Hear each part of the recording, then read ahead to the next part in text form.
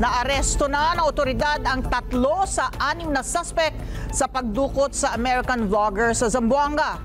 Tuloy naman ang paghahanap sa biktima na hanggang sa ngayon ay wala pa ring indikasyon kung ito ay buhay pa o patay na. Detalye sa ulat ni Mar Gabriel. Hawak na ng otoridad ang 3 sa 6 na suspect sa pagdukot sa American vlogger na si Elliot O'Neil Eastman. Naaresto ang 2 sa kanila matapos sumuko noong Linggo ang isa sa mga suspect na nagsilbing spotter. Malabas po sa ating background check po ay may mga previous records na po itong 3 pong suspect under our custody. Yung kanilang kaso po before ay murder po. 2 po doon ay may grupo po.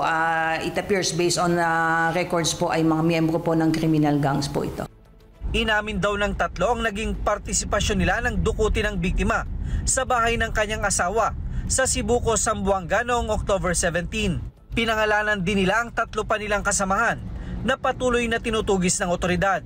Until now ay wala pa po tayong nakukuha na information na may demand po for ransom. So sadly, wala pa rin po tayong proof of life na nakukuha until now. We don't want to speculate kung ano po yung current status po ng ating biktima, but sabi ko nga po kanina, we remain hopeful po na sana buhay pa po yung biktima. But initially, based po sa investigation, tinatakbo ng investigation, ang motibo po talaga ay kidnapping.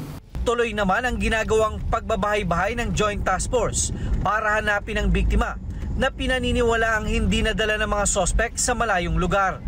We have reasonable ground to believe na hindi nakalayo yung biktima po doon. Unang-una siya po ay may tama po ng baril po at yung bangkang mismong ginamit, particularly ay yung white na motorized boat po ay hindi po makakalayo dahil nga po hindi po siya intended para sa long distance po na pagbiyahe. Naisailalim na sa inquest ang 3 suspect habang nasampahan na rin ang kasong kidnapping at serious illegal detention ang 3 pa nilang kasamahan kasama ang ilan pang John Does.